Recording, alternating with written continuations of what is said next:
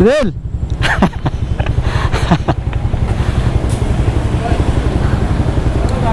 Ha?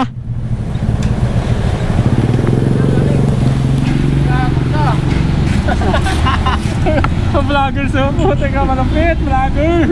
Sabi na. Gawin na kaya ni. Okay.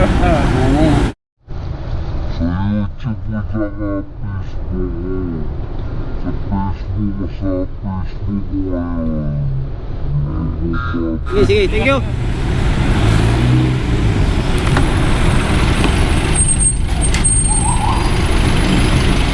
Chat-chat ka lang.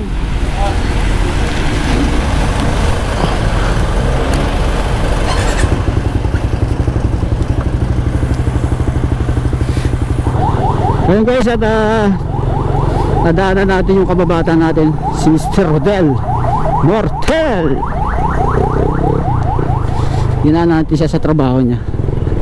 Dati nung nagbabas ako rito sa Metrolink bus, nadadaanan ko rin siya, natatanong ko lang siya dyan. Hindi man ako syempre pwedeng bumaba sa bus eh. Ngayon dinaanan ko siya. Bali, kaklasmate ko siya ng elementary. Siyempre, makasay din sa basketball yun, guys. Halo, siguro mas matanda ata ako dun or siya. So, shoutout kay Farin Rodel Mortel, shoutout siya. At siyempre, dito tayo banda kasi baka mahuli tayo dyan. Bike lane yan eh. Baka huli, warahin na lang tayo dun sa unahan. Huwag mong subukan, masisira ang buhay. Dahil sa bike lane na yan. Matagal na rin siya dyan ata eh. Kasi yung bahay nila dati nasa tabi lang yan. Tapos lumipat sila banda sa unahan, sa kabila. Hindi ko alam kung saan sila banda lumipat.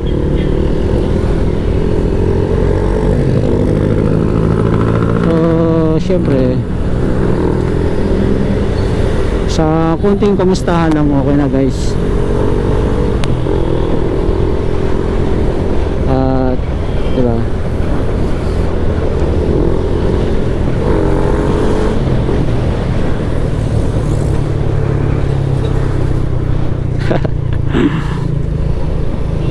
magulat siya eh. Hindi alam sino. Siyempre tinanggal ko na yung helmet ko para makalala niya ako guys.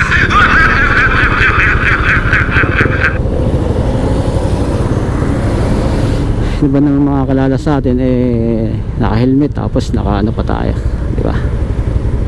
Solid followers ko rin yun. Kaya wala akong upload na video na hindi nagla-like yun, hindi nag-comment syempre. So kanina pa tayo takbo ng takbo guys. Alas 8 ako galing ng Tarlac. Alas 2 nandito pa lang tayo sa Karuhatan Valenzuela.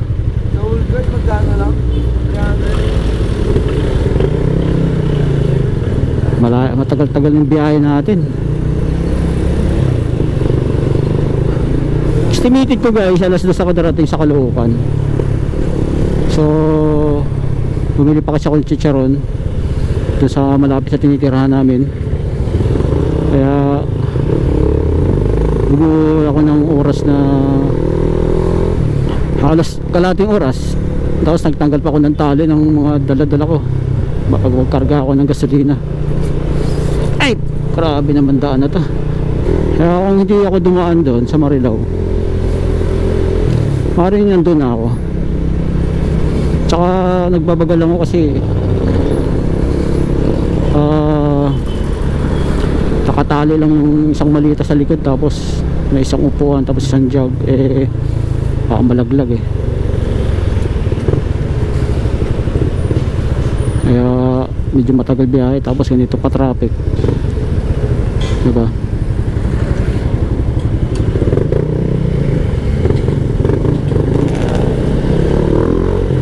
Kaya medyo natagalan tayo. Yung nakaraan kasi guys, wala naman akong dalanan eh, inabot ako 5 oras talaga. Eh lalo ngayon, biro mo alas 8 ako umalis dun, tapos ng oras na ngayon 2:20 na. Kaya estimated ko na ngayon to, mga alas 3 nandun tayo.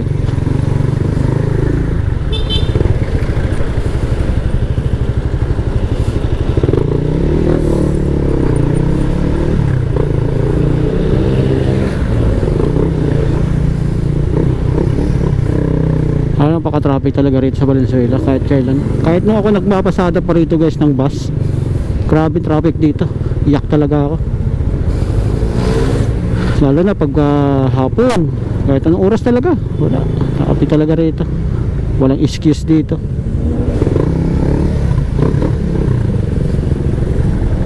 Malit kasi nga pasada, sikip, daming sasakyan. Kaya kasabihin mo yung tricycle ka lang dito, motor ka lang dito, matatraffic ka pa rin talaga. Bro, what are you talking about, man?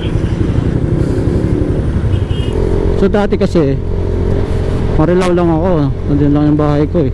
So syempre mula Marilao hanggang dito sa Caloocan, halos isang oras din yan. Kaya matagal din. Kung tutusin, Tarlac to Marilao, kayang-kaya 5 oras, 4 na oras. Pag talagang bakbak na yun ang takbo mo.